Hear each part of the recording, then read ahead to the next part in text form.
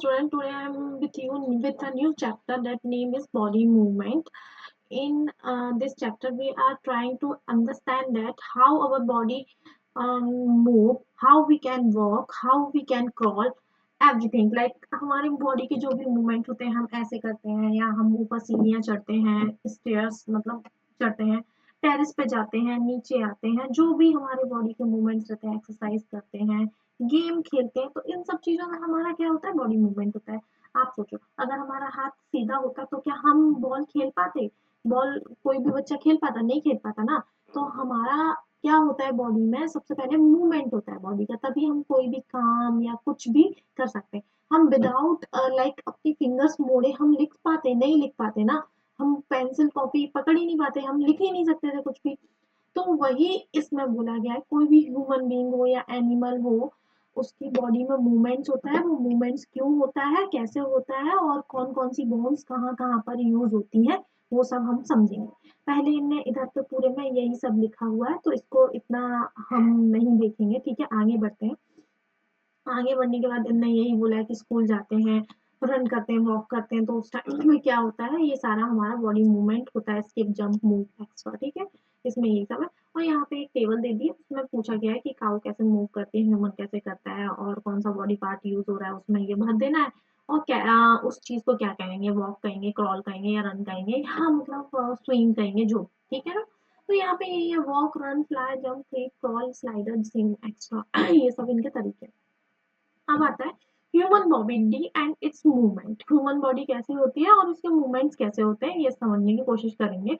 इसमें कुछ नहीं, यही बोला गया है कि जब हम एक्सरसाइज करते हैं स्कूल में, कोई फिजिकल एक्सरसाइज, तो हमारी बॉडी कैसे मूव करती है। एक इमेजिन करो कि हमने एक बैट बॉल खेल रहे हैं, तो हमारा हैंड एक सर्कुलर मोशन में जा रहा है, तो हमारा आर्म कैसे मूव कर रहा है। अगर वो स्ट्रेट होती है उस घर का बोन, मतलब यहाँ से शोल्डर से लेके यहाँ तक अगर हमारा हैंड एकदम स्ट्रेट होता, कोई जॉइंट नहीं होता बोन में, तो क्या हमारा हैंड्स मूवमेंट कर पाता? यही इनने यहाँ पे बोलने की कोशिश की है, ठीक है।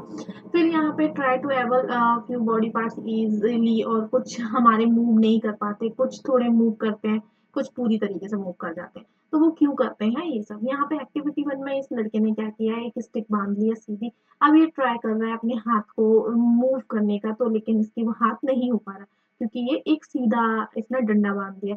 ये क्या एक्सप्लेन करने की कोशिश कर रहा है, ये एक्सप्लेन करने की कोशिश कर रहा है, अगर हमारी हड्डी, हमारी बोन इसी तरीके से स्ट्रेट होती है, यहाँ पे एल्बो पे कोई जॉइंट नहीं होता, और या यहाँ शोल्डर पे कोई जॉइंट नहीं होता, तो हमारा क्या, हम मूव कर पाते? नहीं कर पाते, यही चीज है। तो हम यहाँ पे बॉडी मूवमेंट की फिर से टेबल दे दिए, इसको भी आप फिल कर लेना, इससे थोड़ा सा दिमाग खुल जाता है। रिस्ट रिस्ट क्या हमारी कंप्लीटली मूव कर जाती है कि नहीं करती है, पार्शियली करती है, बैंड होती है, लिफ्ट होती है, ये सब, या बिल्कुल नहीं करती। यही सारी चीजें दी गई हैं, तो इनको फिल कर देना अपने हिसाब से, ठीक है। अब यहाँ पे आता है, अब हम जॉइंट की बात करते हैं, ठीक है ना। तो जॉइंट्स हमने कहाँ कहाँ देखे हैं, एल्बो में देखा, शोल्डर, नेक्स में, तो ये सब जगह पे हम जहाँ से भी मूव कर पाते हैं अपनी मतलब कोई भी हैंड को हम यहाँ, जैसे ये एल्बो है और ये हमारी रिस्ट है, इसके बीच में से तो हम मूव नहीं कर पाते, तो यहाँ पे तो कोई जॉइंट नहीं है बीच में। जहाँ से जॉइंट होता है वहीं से हम मूव कर पाते हैं, ओके। तो इसी चीज को हम क्या कह देते हैं, उस चीज को हम कहते हैं जॉइंट्स, ठीक है ना। Where two parts of body seems to be joint, जहाँ पे दो पार्ट्स बॉडी के जॉइंट्स दिखे, वही क्या कहलाता है, जॉइंट कहलाता है, ठीक है। ये चीज क्लियर हो गई। फिर यहाँ पे press your fingers against the top of your head, face, neck, nose, ears, back, सब जगह प्रेस कर करके देखो कि कौन सी जगह पे हार्ड है, कौन सी जगह पे सॉफ्ट है, कौन सी जगह पे मसल्स हैं। ये सब आइडेंटिफाइज करने की आप ट्राई करो, आइडेंटिफाई करने की ट्राई करो। Bones can not be band, bones हमारी बैंड नहीं होती है, ठीक है। So how do we bend our elbow? Elbow कैसे bend हो रही है? It's not a one long bone on the upper arm to our wrist. मतलब अपर आर्म से हमारे यहाँ तक कोई एक लॉन्ग बोन नहीं है। वो जो लड़का एक्सप्लेन कर रहा था ना डंडा ना, कि वो यही कर रहा था, यहाँ पे जॉइंट आ जाता है एल्बो में, इसलिए हम एल्बो को बेंड कर पा रहे हैं, ठीक है ना। जॉइंट आ रहा है, वी कैन बेंड और move our body only at those point where bones meet, ठीक है। जहाँ पे दो बोन्स आके मीट करेंगी, वहीं पे हम बैंड और मूव कर पाएंगे। There are different types of joints, हमारी बॉडी में बहुत तरीके के जॉइंट्स होते हैं, उन्हीं जॉइंट्स को आज हम पढ़ेंगे। Ball and socket joints, ball और सॉकेट जॉइंट्स की मैं बात करूं, तो देखो इसमें क्या है ना, सॉकेट जैसा समझ लो, एक बॉल है, बॉल को क्या किया, एक कटोरी में फंसा दिया। कटोरी क्या हो गई, कैविटी जैसा हो गया। कैविटी क्या होता है, कैविटी होता है खाली खाली जगह। जैसे आपने मैं एग्जांपल दूं, कोई भी चीज, जैसे बोतल है, बोतल के अंदर एक लकड़ी को डाल दो, तो वो बोतल क्या हो गई, बोतल कैविटी हो गई, और लकड़ी क्या हो गई, लकड़ी बॉल का शेप ले लो, वो उतना ही उतना रोटेट कर रही है। इसका एग्जांपल भी आप मतलब एक्सप्लेन करके परफॉर्म कर सकते हो। एक पेपर को रोल करो, सिलेंडर शेप बना लो, उसके ऊपर छोटी सी बॉल रख लो, छोटी सी बॉल के ऊपर एक कटोरी रख लो, तो वो किसका फॉर्म करेगा, ये किसका मतलब क्या फॉर्म कर लेगा, wall and socket joints form कर लेंगे। जो कि हमारे देखो, ये हमारे कहाँ पे होते हैं, बॉल एंड सॉकेट जॉइंट्स हमारे यहाँ रहते हैं, आर्म पे रहता है। आर्म पे कहाँ पे रहता है, आर्म पे रहता है ना, और थाई पे भी रहता है। रुको 2 मिनट हम, तो यहाँ पे है, now imagine the paper, paper cylinder is your arm, arm हो गई, ball at the end, ball क्या है, एट द एंड है, ठीक है, बॉल क्या है हमारे एंड, ये हमारा पेपर सिलेंडर क्या आर्म है, ठीक है, तो ये बॉल क्या है, एंड है, और ये क्या है, शोल्डर का ऊपर वाला पार्ट है, कटोरी, ठीक है ना, बाउल क्या है, शोल्डर का अपर वाला पार्ट है।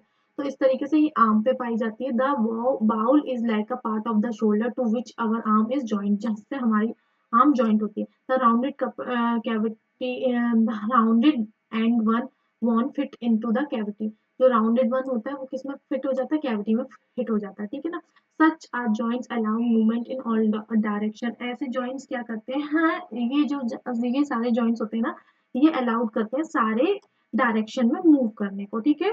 यहाँ तक क्लियर हो गया। तो ये कहाँ पे पाया जाता है, अगर पूछा जाएगा बॉल एंड सॉकेट जॉइंट्स कहाँ पे पाया जाता है, तो ये हिप बोन में भी पाया जाता है, ठीक है ना। ये जो हमारा हिप के नीचे और थाई वाला बोन होता है ना, तो वो भी एक बॉल एंड सॉकेट होता है, और आर्म और शोल्डर वाला जो रहता है, शोल्डर और आर्म के बीच में जो कनेक्ट करता है, वो भी बॉल एंड सॉकेट वाला जॉइंट रहता है। तो 2 तरीके के जॉइंट्स यहाँ पे हो गया हमारा क्लियर। अब आता है पिवोटल जॉइंट। पिवोटल जॉइंट्स कहाँ पे होता है, देखो जो नेक हमारा रहता है ना, नेक और हमारा हेड, वो किस जॉइंट से मूव रहता है, वो पिवोटल जॉइंट उसको कहते हैं, ठीक है ना, पिवोटल जॉइंट कहते हैं। अब इसमें लिखा क्या है, ये क्या अलाउड करता है, इस तरीके का जॉइंट, इस तरीके का जॉइंट, हम इस तरीके के जॉइंट से हम अपने हेड को आगे की तरफ कर सकते हैं, पीछे की तरफ कर सकते हैं, राइट और लेफ्ट मूव कर सकते हैं। How this movement different from those our arms can rotate complete circle, हमारी आर्म्स तो कंप्लीट सर्कल में रोटेट होती है। It's a ball and socket, वो बॉल एंड सॉकेट, तो पोवर्टियल जाए, सिलेंड्रिकल बोन रोटेट इन अ रोंग, एक सिलेंड्रिकल बोन है जो सिर्फ क्या करती है, रोटेट होती है रिंग में, मतलब ऐसे ऐसे रिंग टाइप की समझ लो, ठीक है ना, रिंग टाइप का रहता है इसमें पिवोटियल। तो पिवोटियल किससे रिलेटेड है, पिवोटियल जॉइंट हमारी नेक से रिलेटेड है, और बॉल एंड सॉकेट कहाँ पे, थाई और हिप में, और आर्म एंड शोल्डर में, ठीक है, दैट इज क्लियर। नाउ आता है हिंज जॉइंट। हिंज जॉइंट कहाँ पे पाया जाता है, नी में पाया जाता है हिंज जॉइंट। हिंज जॉइंट कहाँ पे पाया जाता है, नी में पाया जाता है। और एक और चीज याद रखना, हिंज जॉइंट जैसे डोर होता है ना, डोर जो मतलब आगे की साइड और पीछे की साइड आने में हेल्प करता है, वैसे ही हिंज जॉइंट होता है, एक तरीके से डोर को कनेक्ट करता है ना चौखट से, जो जॉइंट, उसी तरीके से ये काम करता है। देखो मैं आपको बताती हूँ इसमें क्या लिखा है। अगर आपको बनाना है, एक सिलेंड्रिकल बनाओ और इसमें एक पेंसिल फंसा दो, तो ये इधर आगे जाएगी पीछे आएगी, तो ये किसका फॉर्म कर लिया इसने, हिंज जॉइंट का फॉर्म कर लिया, ठीक है ना। Allow the direction in which back forth, हाँ, the elbow has the hinge joint, elbow में होता है हिंज जॉइंट, ठीक है ना, जो कि क्या करता है, आगे और पीछे आने के लिए अलाउड करता है। और किस में होता है, नीज में होता है, नीज में भी बताया गया है, ठीक है। That is clear. Hinge joint कहाँ पे, नीज में होगा और एल्बो में होगा, और ये पिवोटल नेक में होगा, हेड में होगा, और जो बॉल एंड सॉकेट जॉइंट्स है वो कहाँ पे होगा, हमारे हिप में, और हमारे हिप और थाई के बीच में, और किसमें, आर्म एंड शोल्डर के बीच में, ठीक है। That is clear. अगेन हम आगे बढ़ते हैं, फिक्स जॉइंट्स आ गए। कुछ हमारी बॉडी में ऐसे जॉइंट्स रहते हैं जो कि फिक्स रहते हैं, ठीक है ना, तो वो कहाँ पे रहते हैं, हम अपर, अपर जो होता है, एक लोअर जो होता है, अपर जो रहता है ना, अपर जॉ को हम मूव नहीं कर सकते, बट लोअर वन को कर सकते हैं ना। तो अपर जॉ किससे फिक्स्ड है, फिक्स जॉइंट से फिक्स्ड है, ठीक है। तो यही सब इसमें बोला है, बाकी आप एक बार रीड आउट कर सकते हो, ठीक है। इस तरीके से। इधर पे एक इम्पोर्टेंट इंफॉर्मेशन दे दी है कि जब ह्यूमन बीइंग पैदा होता है, एक बच्चा होता है, इन्फेंट होता है, तो उसकी 305 बोन्स होती है at the time of birth. जैसे जैसे वो ग्रो हो जाता है, एक अडल्ट बन जाता है, फुली अडल्ट हो जाता है, तब उसका कितना होता है, 206 रह जाता है। 305 से 206 में आ जाता है, एक आगे से कम हो जाता है, आगे से कम होके पीछे पहुंच जाता है। ठीक है, तो इस तरीके से आप निमोनिक बना के इसका याद कर सकते हो। This is a frame work is called skeleton, इसको स्केलेटन कहते हैं। ठीक है, और स्केलेटन को हम किससे देख सकते हैं, एक्सरे से देख सकते हैं, एक्सरे कराते हैं उससे पूरा स्केलेटन कहा जाता है। अगर कोई फ्रैक्चर हो जाता है या इंजरी हो जाती है कुछ भी, तो डॉक्टर्स क्या करते हैं, एक्सरे करते हैं और उसी से पता चलता है कि हमारे कहाँ पे हमें प्रॉब्लम है। ऐसे ही हम फील कर सकते हैं अपनी बोन्स को, forearm, upper arm, lower leg, upper leg. Try to find out number of bones in each part. हम मतलब ट्राई फील कर सकते हैं ऐसे टच कर करके कि कितनी किस तरीके की बोन्स हैं, कैसी बोन्स हैं। ठीक है ना। Similarly feel the bones in your ankle and knees joint, compare this with the X-ray. X-ray से हम कंपेयर कर सकते हैं। तो ये हमारी एंकल की है, ठीक है ना, ये नीज की है, इस तरीके से। Bend your finger, are you able to bend every joints. हमारी बहुत सारी जॉइंट्स, बहुत सारी छोटी छोटी बोन से मिलके क्या बनता है, उनको हम कहते थे कार्पल। जो छोटी छोटी बोन से मिलके एक बोन बनती है, उसको क्या कहते हैं, कार्पल्स कहते हैं। तभी हम इसी कार्पल की वजह से ही हम अपने हैंड को ऐसे ऐसे मूव कर पाते हैं, जगह जगह से जॉइंट है हमारा हैंड। ठीक है ना। Take a deep breath, hold it for a little while, feel your chest bones, back bones, gently pressing the middle chest back at the same time, count many ribs bones of the chest। ये count करो, हमारे ribs के है ना, rib cage है, ये किस लिए होता है, ये बैकबोन से हमारा कनेक्ट होता है और ये हमारे इंपॉर्टेंट जो बॉडी के पार्ट्स होते हैं उनको कवर करके रखता है, केज का काम करता है उनके लिए। ठीक है ना। They joint the chest bone and the back bone together form a cage, it's called a rib cage. ठीक है, रिब केज, इसको ही रिब केज कहते हैं। देयर आर 12 रिब्स हर साइड कितनी, 12 12 रिब्स रहती हैं, दोनों साइड 12 12 रिब्स रहती हैं। ठीक है। Some important internal part of our body lie protect inside this case. कुछ इंपॉर्टेंट पार्ट्स रहते हैं हमारी बॉडी के जिनको ये कवर करके रखता है, प्रोटेक्ट करके रखता है। अब हम आगे बढ़ते हैं। Ask some friends to touch their toys without bending their knees. अब हम अपने फ्रेंड्स को कहेंगे कि अपनी नीज को बेंड किए हुए अपने टॉयज को टच करके दिखाओ। फिर ठीक है, starting from the neck move your finger downward on the back. तो उसका अगर तुम उस टाइम पे उसका बैकबोन टच करोगे ना, तो वहां पे तुमको ये दिखाई देगी, बैकबोन समझ में आएगी। ठीक है ना। It made up of many small bones. इसको जो बैकबोन हमारी बहुत सारी स्मॉल बोन से बनी होती है, उसको हम क्या कहते हैं, वर्टिब्रे कहते हैं। ठीक है। The backbone consisted of 33 vertebrae. जो ये बैकबोन है 33 ही स्मॉल बोन से बनी होती है, वर्टिब्रे जिसे कह रहे हैं। The right cage is joint to this bone. Right cage है जो, मतलब जो केज है वो इसी बोन से जॉइंट रहता है। ठीक है, यहाँ पे ये क्लियर हो गया। The right cage is joint this from the backbone was made up only one long bone. ये वन एक लॉन्ग बोन है उससे बनी हुई है। ठीक है। Make your friend stand with both hand, press the ball and ask your push the ball. एक फ्रेंड को दीवार से खड़ा करने को बोलो, खड़ा करके बोलो कि इस बॉल को पुश करो। ठीक है, तो वो पुश करेगा, तो वो तो क्या होगा, ये जो बोन्स है उभर के आ जाएंगे, शोल्डर बोन्स। ठीक है ना, प्रोमिनियंट होंगी। Where the shoulder are, they are called shoulder bones. इनको क्या कहते हैं, शोल्डर बोन्स कह देते हैं। अब आता है पेल्विक बोन। पेल्विक बोन क्या होती है, वो बोन होती है बिलो द स्टोमक होती है, जिसपे हम बैठते हैं, उसको क्या कहते हैं, पेल्विक बोन कहते हैं। The skull is made up of many bones joint together. जिसपे हम बैठते हैं उसको पेल्विक बोन कहते हैं। इसमें क्या होता है, स्कल मेड अप ऑफ बहुत सारी बोन से मिलके बना होता है। It protect important part of the body. हाँ, अब हम स्किल की बात कर रहे हैं अपने सर की। ठीक है ना। तो ये भी बहुत सारी बोन से मिलके बना होता है, ये भी हमारी बॉडी का बहुत ही इंपॉर्टेंट पार्ट को कवर करके रखता है, प्रोटेक्ट करके रखता है। हम अब यहाँ पे हम आते हैं, some additional part of the skeleton are not as hard as the bone. कुछ हमारी बॉडी के ऐसे पार्ट्स होते हैं जो इतने हार्ड नहीं होते जितने बोन होती हैं, उसको हम कार्टिलेज बोलते हैं। आप फील करके देख सकते हैं, जो नियर लोब है ना, मतलब लोब है, ये तो मसल टाइप की हो गई, लेकिन जो ऊपर है वो इतना हार्ड नहीं है जितना बोन होती है, तो इसको कार्टिलेज कहते हैं। जो अपर पार्ट होता है ना ईयर को, उसको कार्टिलेज वाली बोन कहेंगे, नॉर्मल सॉफ्ट टाइप का है बोन उसमें। और नियर लोब को क्या कह देते हैं, वो नॉर्मल मसल है। ठीक है, you feel something in upper heart, ये सब बोला है, सॉफ्ट होता है कि नहीं। तो इसी को हम क्या कहते हैं, not hard as a bone, जो हार्ड नहीं होगा बोन की तरह बट हार्ड होगा, उसको कार्टिलेज कहेंगे। ठीक है, याद रखना। Cartilage is also found in the joints of the body. Cartilage joints, body के जहां जहां जॉइंट्स होते हैं वहां भी पाया जाता है। We have seen that our skeleton is made up of many bones. हमारी स्केलेटन बहुत सारी बोन से बना होता है, जॉइंट कार्टिलेज से बना होता है। You could feel band and move many of them. Draw NEET, हम ये सारा ड्रॉ करो, नीट एंड क्लीन डायग्राम अपनी नोटबुक में आप प्रैक्टिस कर लो एक बार। ठीक है, जिससे आपके दिमाग में ये सारी चीजें छप जाएंगी। अब हम और आगे बढ़ते हैं। मेकअप ये सब तो कुछ नहीं है इतना ज्यादा। अब कुछ नहीं, अब हम देखते हैं कि हम जैसे ही अपने हाथ को ऐसे करते हैं ना, तो हमारे जो मसल्स होती हैं, एक तरफ की मसल्स रिलैक्स हो जाती है, दूसरी साइड कॉन्ट्रैक्शन जाता है। The muscles bulge due to the contraction. एक तरफ से जो फूल गया है ना, तो वो किसकी वजह से होता है, कॉन्ट्रैक्शन की वजह से हुआ है। तो ऊपर की साइड और नीचे की साइड की क्या हो गई है, रिलैक्स हो गई है, तो उस वजह से नॉर्मल पोजीशन लग रही है। What happen to the mirror is contracted, you observe that the signal contraction of muscle in your leg. Leg में भी हम फील कर सकते हैं। यू वॉक और रन, जब रन और वॉक करते हैं। When you contracted the muscle become shorter. जब हम कॉन्ट्रैक्ट करेंगे तो मसल्स क्या हो जाती है, शॉर्टर हो जाती है, स्टफर हो जाती है और थिकर होंगी, मोटी सी, तो इसलिए वो क्या हो जाती है, बाहर को निकल आती है। ठीक है ना।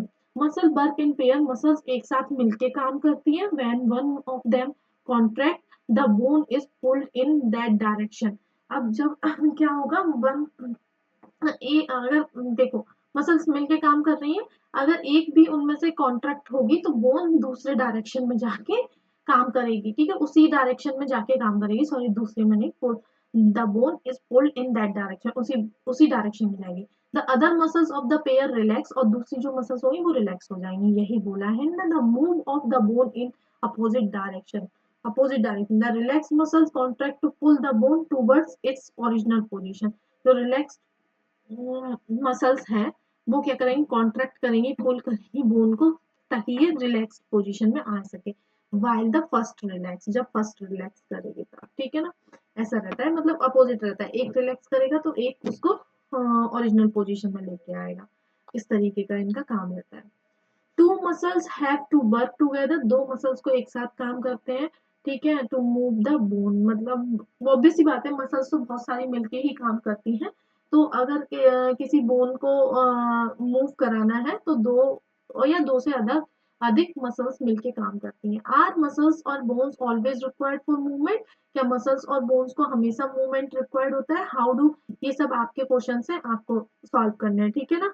डू ऑल एनिमल्स, अगर ना आए तो कमेंट करके पूछ सकते हो, मैं एक्सप्लेन कर दूंगी। व्हाट अबाउट द अर्थवर्म, तो ये भी हम समझेंगे अर्थवर्म क्या होता है, और बाकी सारे एनिमल्स। जेंट ऑफ एनिमल्स, जेंट ऑफ एनिमल्स में यहाँ पे अर्थवर्म दे दिया है। अर्थवर्म क्या होता है, इनने बोला है, एक पेपर से ले लो या किसी से, एक ग्लास वाली प्लेट रहती है ना, उसको बोलते हैं स्लाइड, स्लाइड के ऊपर रख लो, या प्लेट, पेट्री प्लेट जो भी रहता है उसके ऊपर रख के आप ऑब्जर्व कर सकते हैं। तो जो अर्थ बोम रहता है ना, ये रिंग लाइक स्ट्रक्चर रहता है इसका, जो कि एक दूसरे से कनेक्ट रहता है, रिंग्स रहती हैं बहुत सारी, जॉइंट एंड टू एंड। ठीक है ना। तो इसमें क्या होता है, earthworm does not have bones, इसमें बोन्स नहीं होता। It has muscles which help to extend and shorten, मतलब पहले आगे को खींचेगा फिर पीछे से शॉर्ट हो जाएगा, यही इसी तरीके से ये मूवमेंट करता रहता है। During the movement earthworm first extend, पहले खींचेगा फिर पीछे के पार्ट को, keeping the rear position fix, पहले फिक्स करेगा, मतलब खींचेगा, फिक्स कर लेगा ग्राउंड में अपनी पोजीशन, देन क्या करेगा, पीछे का रिलीज कर देगा और आगे शॉर्ट होके पहुंच जाएगा। ठीक है ना, इस तरीके का इसका हो रहता है। जैसे पहले खींचा, इसने जमीन में अपनी मतलब थोड़ा सा फंसा लिया अपने आप को, चिपका लिया जमीन से, और फिर उसके बाद पीछे की बॉडी को रिलैक्स कर दिया, तो वो आगे आ गई रबड़ की तरह। ठीक है ना, जैसे रबड़ को खींचा, खींचने के बाद फिर क्या छोड़ोगे ना तो आगे ही जाएगी ना, उसी तरीके से ये है। This makes it move forward by small distance, ये इस तरीके से स्मॉल डिस्टेंस को कवर करता है। रिपीटिंग सच मसल्स एक्सपेंशन, ऐसे ही मसल्स को एक्सपेंड करेगा, फिर क्या करेगा, क्लोज लेके आएगा, ठीक है।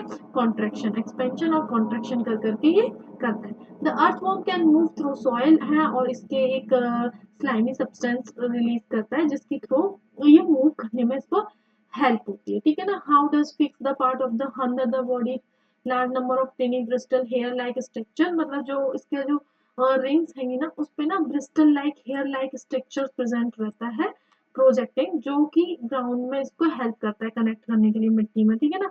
और यही इसी के थ्रू वो क्या लेता है, मिट्टी से खाना अपना ले पाता है। Good grip on the ground, और उन्हीं के थ्रू वो खाना वगैरह लेता है। The earthworm actually eats the way through the soil. Its body then throw away the undigested part of the material that it eat. वो खाता है, जो भी अनडाइजेस्टेड फूड रहता है उसकी बॉडी रिलीज कर देती है जमीन में ही, मिट्टी में ही। तो इस तरीके से होता है, ठीक है ना। सोइल को वो की प्लांट्स के लिए बहुत ज्यादा यूजफुल बना देता है। अब हम आगे आते हैं स्नेल। स्नेल भी क्या है, स्नेल का आउटर पार्ट जो रहता है वो सेल रहता है, लेकिन बोन नहीं होता है ये। This is called the shell. It is no it हाँ sorry it is the outer skeleton of the snail. ये स्केलेटन है आउटर, ठीक है, but it not made up of bone, ये बोन का नहीं बना होता।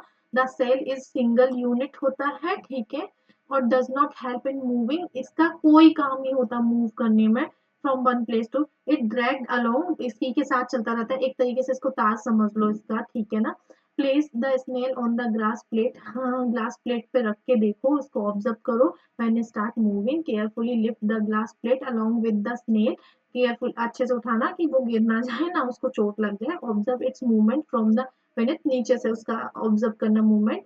ए थिक स्ट्रक्चर द हेड, जो मोटा सा स्ट्रक्चर है वो उसका हेड होता है, may come out of the opening in the shell. The thick structure is its foot, जो मोटा सा स्ट्रक्चर होगा वो इसका पैर रहते हैं, made up of strong muscles, क्योंकि स्ट्रॉन्ग मसल से ही बने होते हैं। Carefully tilt the glass plate and the way motion of the foot can be seen, ये सब दिख जाएगा आपको। अब आता है कॉकरोच। कॉकरोच की बात करें तो कॉकरोच उड़ भी सकता है, चल भी सकता है, और क्या चल मतलब चढ़ भी सकता है दीवारों पर, ठीक है ना। They have three pair of legs, इनके तीन पेयर्स ऑफ, तीन इस साइड रहेंगे तीन इस साइड रहते हैं। This help in walking. The body is covered with hard outer skeleton, इसकी बॉडी हार्ड आउटर स्केलेटन से बनी होती है, मतलब हड्डियां उसकी मजबूत होती हैं, बाहर की साइड थोड़ा हार्ड रहता है। This outer skeleton is made up of number of plates joined together and that permit movement, मतलब जो इसका आउटर का है ना वो किससे बना रहता है ना, बहुत सारी प्लेट से बना रहता है, मतलब ऐसी पतली पतली सी पत्तियां सी टाइप की रहती हैं, जो हार्ड ऊपर का रहता है, जो कि अलाउड करता है movement. There are two pair of wings that attach, दो पेयर रहते हैं विंग्स के, बॉडी के हेड से अटैच रहते हैं। Cockroach have distance muscle and those near the legs, इसके पास हाँ कुछ मसल्स रहते हैं जो कि लेग्स को मूव करने में हेल्प करते हैं, वॉकिंग में। The body muscles move the wings then cockroach flies, जो बॉडी मसल्स होते हैं वो हेल्प करते हैं बींग्स को मूव करने में, जिस वजह से ही कॉकरोच क्या कर पाता है, फ्लाई कर पाता है। और कुछ मसल्स रहते हैं लेग्स के पास जो हेल्प करते हैं वॉक में, दैट इज इनफ, ठीक है। नाउ आते हैं बर्ड्स। बर्ड्स क्या रहते हैं, बर्ड्स फ्लाई भी करते हैं, वॉक भी करते हैं कुछ, है ना। Some birds like ducks swans are also swim, कुछ स्विम भी करते हैं। The birds have fly because of their bodies as well as suited for flying. कुछ जो बर्ड्स फ्लाई कर रहे हैं क्योंकि उनकी बॉडी सूटेड है हवा में उड़ने के लिए, ये कह सकते हैं, और उनके विंग्स होते हैं सूट, है ना, फ्लाई कर सकते हैं वो इस वजह से। देयर बोन्स आर होलो, उनकी बोन्स खुकेली होती है, मतलब अंदर से कुछ नहीं रहता, खाली खाली रहती है, इस वजह से उनका बॉडी स्ट्रक्चर लाइट होता है, कम वेट का होता है। The bones of the hind limb are typically for walking and perching, वो जो बोन रहती है हिंड लिम्ब की टिपिकली फॉर वॉकिंग, वॉकिंग के लिए रहेगी और पर्चिंग के लिए रहेगी। अब हम आगे बढ़ते हैं। Bones, bony parts of the fore limb are modified as, जो बोनी पार्ट्स रहता है ना यहाँ का, वो इनका विंग्स में चेंज हो जाता है, मॉडिफाइड हो जाता है, किसमें, विंग्स में। The shoulder bones are strong, shoulder bones strong होती हैं। The breast bones are modified, जो छाती की इनकी बोन्स रहती हैं वो muscle modified to hold muscles of flight mode, मतलब उड़ते रहते हैं ना, एक विंग्स भी नहीं हिलाते और हवा में उड़ रहे हैं। तो यही इनका ब्रेस्ट बोन्स मॉडिफाइड हो गई, इस तरीके से मसल्स हो गए कि वो होल्ड कर पा रहे हैं फ्लाइट मोड को, which are use to move the wings up and down, और विंग्स अप एंड डाउन हो पा रहे हैं। ठीक है, अब बात आती है फिश की। तो फिश की बात करें, फिश जैसे हम कागज की बोट बनाते हैं, ये आगे से भी क्या है, वी शेप की, पीछे से भी वी शेप की। तो जो ये वी शेप होता है ना, वही हेल्प करता है वाटर में मूव करने के लिए। ऐसे ही यहाँ पे फिश की बात करी है, इनकी बॉडी को नोटिस किया है, आगे से वी शेप है, पीछे से वी शेप है, और बीच में क्या है, बीच में देखो यहाँ पे है the head and tail. Tail part जो रहता है वो स्मॉलर रहता है, middle portion of the body, middle portion के बॉडी के, body tapers at the both end body tapers both, दोनों साइड होंगे। This is called the streamline. इसी को, इस शेप को क्या कहते हैं, streamline. The shape in such water can flow around easily. इसी शेप की वजह से वो वाटर में क्या कर पाती है, इजिली मूव कर पाती हैं। ठीक है, स्विम कर पाती हैं। The skeleton fish have with, skeleton जो रहता है ना फिश का, वो स्ट्रॉन्ग मसल से कवर रहता है। During the swimming muscles make the front part of the body curve, curve भी बनाती हैं ये, उसी वजह से ऐसे ऐसे कर्व बनाते हुए वो स्विम करती हुई चली जाती है फॉरवर्ड, है ना, अपोजिट डायरेक्शन में, ये इसका बोला हुआ है। Then quickly the body tail curve to the other side, body जैसे बॉडी ने कर्व इस साइड से बनाया, तो ये इस साइड को जाएगी, फिर ऐसे इस तरीके से हो जाएगा। This is help by the fins of the tail. ये किसकी वजह से होता है, फिन्स जो रहती है ना टेल्स की, उसकी वजह से हो पाता है। ठीक है, fish also have other fins on their body which may help to keep the balance of the body and keep direction while swimming. कुछ अदर फिन्स भी रहती हैं फिश की, जो कि हम आगे वाली क्लासेस में पढ़ सकते हैं फिश के बारे में भी। ठीक है, मुझे भी आइडिया नहीं है, अब जब पढ़ेंगे तब पता चलेगा, मैं भूल चुकी हूँ सब कुछ। ठीक है, तो अब आगे आगे जैसे जैसे साथ में पढ़ेंगे वैसे वैसे मैं बताती जाऊंगी। तो यहाँ पे बाय स्विमिंग है। ठीक है, तो ये जो कुछ और भी फिन्स रहती हैं फिश के, वो ही अकेली फिन्स पूंछ पे ही नहीं रहती, टेल पे ही नहीं रहती, जो कि उसको कर्व बनाने में और स्विम करने में हेल्प कर रही है। कुछ और भी रहती हैं जो कि उसको बॉडी के बैलेंस को मेंटेन करने में हेल्प करती है। Did you notice that under water driver wear like a flipper on their feet to help them move easily in water? तुमने नोटिस किया है जो स्कूबा ड्राइविंग करते हैं ना वाटर के अंदर, तो उनने भी फ्लिपर टाइप के पहन लेते हैं पैरों में, ताकि क्या हो, इजिली मूव कर पाए वाटर में। How do snake move? Snake क्या करते हैं, snake have a long backbone, snake की बहुत लंबी बैकबोन होती है। They have many thin muscles, उसमें बहुत छोटी छोटी मसल्स रहती हैं। They are connected with each other even through they are far from one another. उसमें बहुत छोटी छोटी मसल्स रहती हैं जो कि एक दूसरे से कनेक्टेड रहती हैं। Muscles also interconnected the bone, muscles मतलब उसके ऊपर भी रहेंगी, बैकबोन के ऊपर भी रहेंगी, राइब्स के ऊपर भी रहेंगी, और स्किन के ऊपर भी रहती है, सब जगह रहेंगी, सबसे कनेक्टेड रहेंगी मसल्स स्नैक में। ठीक है ना, snake body make curve into many loops. Snake की जो बॉडी रहती है, जैसे स्नैक यहाँ से शुरू हो रहा है तो बहुत सारे लोब्स बनाता है ये।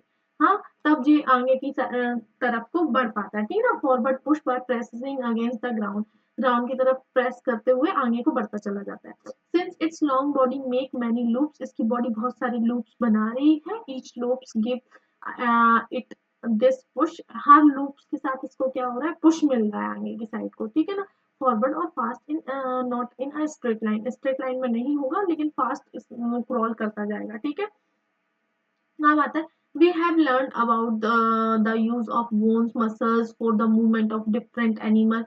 Paheli and Buzu have many questions in their shacks about the different movements in animals. So must you having many unanswered question buzzing in your mind?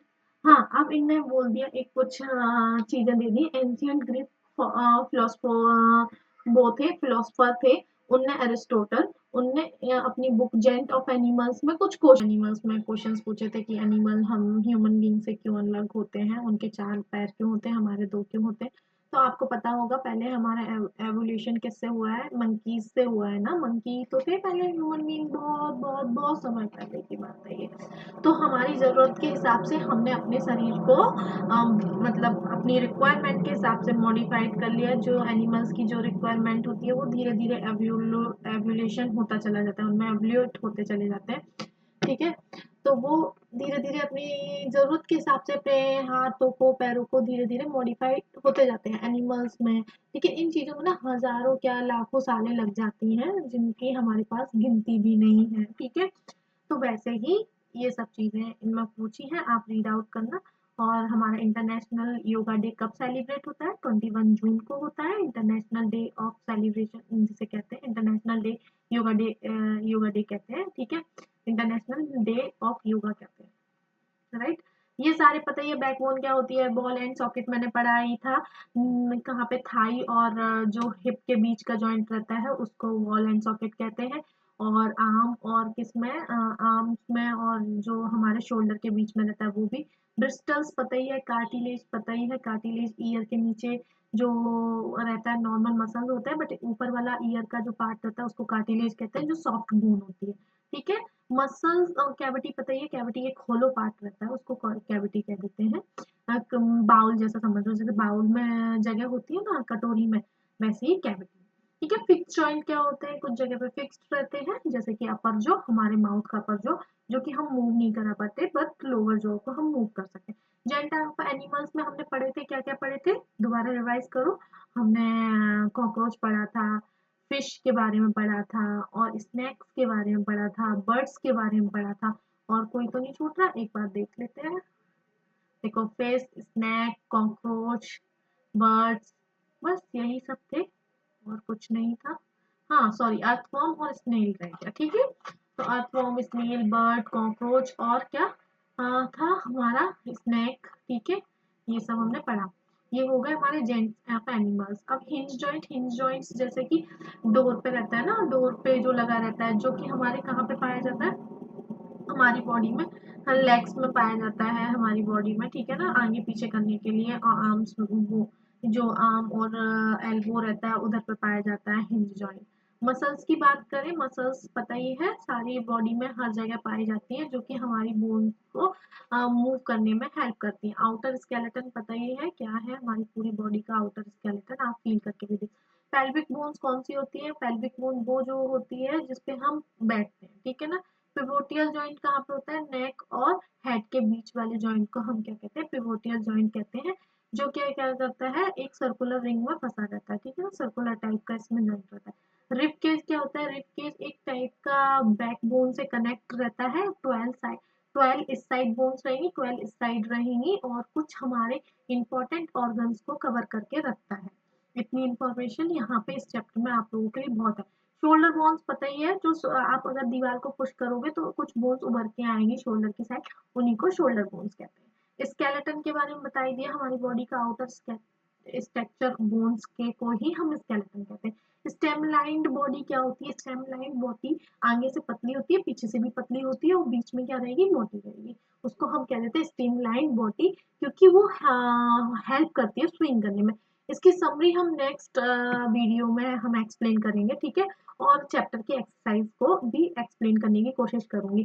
Thank you so much. अगर आपको मेरा video जरा सा भी पसंद आया हो तो लाइक और सब्सक्राइब करवा सकते हो, अपने दोस्तों के साथ भी शेयर कर सकते हो।